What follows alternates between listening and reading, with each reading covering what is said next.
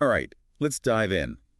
Today we're tackling one of Shakespeare's most intense plays, Macbeth. Definitely intense. We'll be exploring the history behind it, the characters, themes, the whole shebang, plus some of those iconic lines everybody knows. Right, like even if you haven't read the play. Exactly. Now, Shakespeare can seem, well, a little daunting, Oh, yeah. but we're going to break it down and make it, dare I say, fun. You bet. Macbeth is one of those plays people often study in school. For sure. But we're going deeper than your average classroom analysis. Yeah. Promise. So to set the scene, Macbeth was written in the early 1600s. Right around then, King James I was on the throne. the King James Bible guy. That's the one. Yeah. But get this, he was also obsessed with witchcraft. Oh, yeah, absolutely. In fact, he even wrote a whole book about it called Demonology. No way. Oh, yeah. Serious anxieties about witchcraft back then. Makes you think, how much did Macbeth, with its witches and all, play into that? Ooh, that's a good question. Adds a whole other dimension, doesn't it? Okay, so King James, witchcraft worries, and Shakespeare writes this play about ambition, a Scottish king, and more witches. And it wasn't just any Scottish king. I mean, Shakespeare took inspiration from actual history. He did. Oh, yeah. The real Macbeth existed. Wow. But the play, it's more of a creative take, not straight up historical fact. More about power and fate, you know? Right, like exploring those big concepts. Okay, so let's meet our cast. First up, Macbeth himself, a Scottish general. Brave guy. Super ambitious, but also, as we'll see, pretty easily influenced. Easily swayed, yeah. Then there's Lady Macbeth, his wife, talk about ambitious, Even more than him. and determined to see him rise to power no matter what. Whatever it takes. Then we've got King Duncan, the good king, all about stability and order, The one Macbeth. murders, which throws everything into chaos, obviously. Total upheaval. And then there's Banquo, Macbeth's friend, another general. Right, right. The witches give him a prophecy too, you know? They do. But he reacts way differently than Macbeth. Makes their choices and what happens to them really interesting. Oh, I can see that. And of course, we can't forget the witches themselves, those mysterious figures who get the whole plot rolling with their prophecy. Oh, yeah. Their words are, like, super ambiguous, open to interpretation. Which makes them all the more dangerous, right? Oh, for sure. They represent fate, you know, the supernatural stuff looming over everything. Makes you wonder, how much control do these characters even have? That's a great point. Yeah. Okay, so we've got the historical context, the players, but what's this play really about? What are the big ideas? Well, at its core, Macbeth is a tragedy about ambition, that corrupting nature of it. We see Macbeth wanting power so badly. Driven by those witches' prophecies and Lady Macbeth pushing him. Exactly. And it leads him down this dark path. Murder, tyranny, self-destruction, the whole deal. It's like he's not pure evil to start, right? Like, no. But the ambition twists him, warps his judgment. Completely. And that ties into another big theme. Good versus evil. The play doesn't give you an easy answer, you know? Right, there's nuance. Totally. It's all about the gray areas, good intentions gone wrong. Even the best people can be tempted. So true. And you can't talk about Macbeth without mentioning fate versus free will. Absolutely. Those witches give prophecies, but are those set in stone? Or do the characters have choices to make? That's something people debate even now. All the time. And then there's the whole psychological impact of actions. Like, we see guilt and paranoia just eat away at Macbeth and Lady Macbeth. Oh, for sure. They mentally unravel. Shakespeare was incredible at showing that inner turmoil, you know? Totally. Okay, now that we've laid the groundwork, ready to jump into the play itself. Absolutely. Let's break down each act, see how this whole tragedy unfolds. All right, Act 1.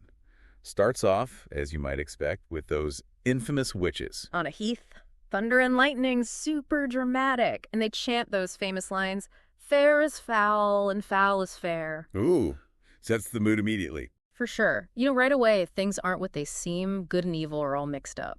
Okay, witches have set the stage. What happens next? Well, they run into Macbeth and Banquo, who are coming back from a battle, tired but victorious. Right.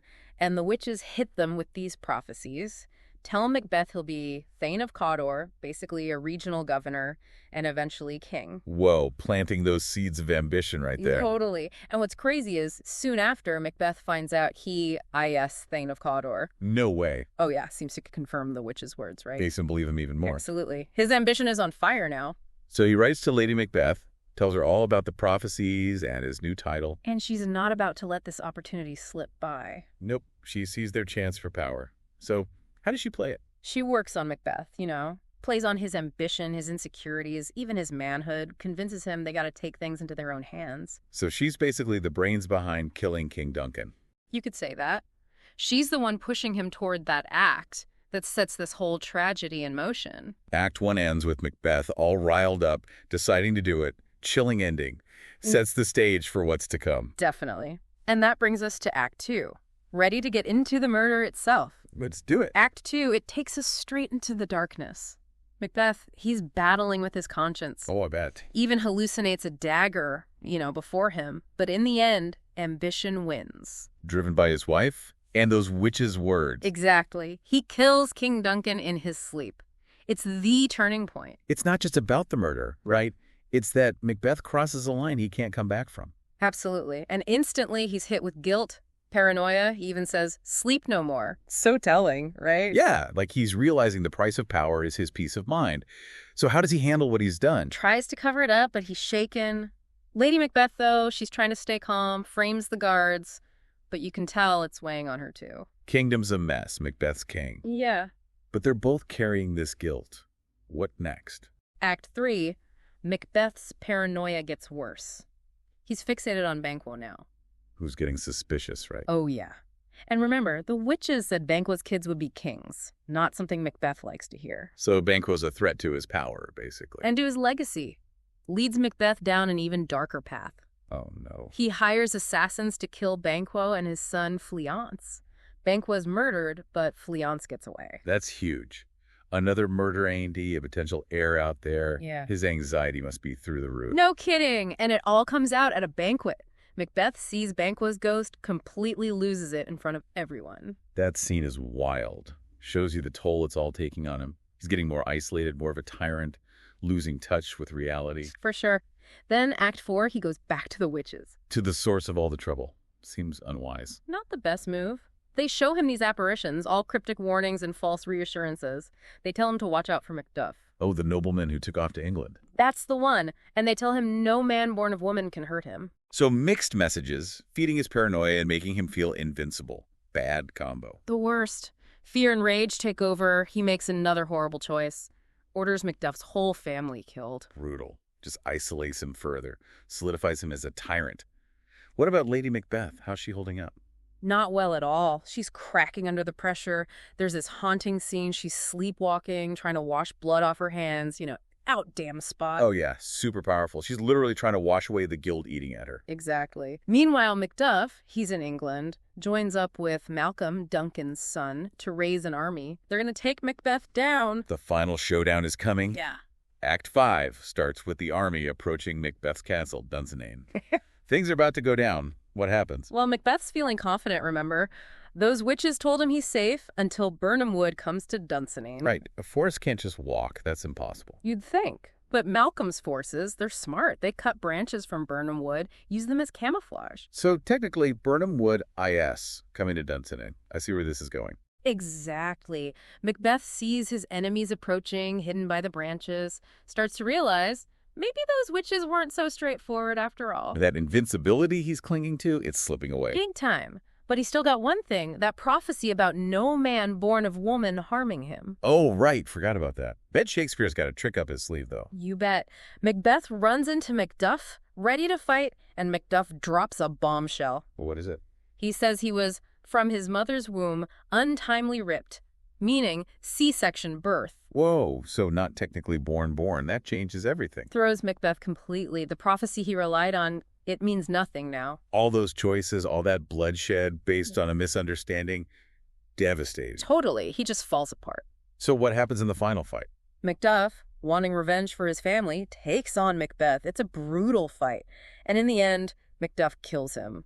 The tyrant falls. What happens to Scotland? Order returns. Malcolm, the true heir, becomes king. The play ends with hope, things going back to normal. A relief after all that darkness.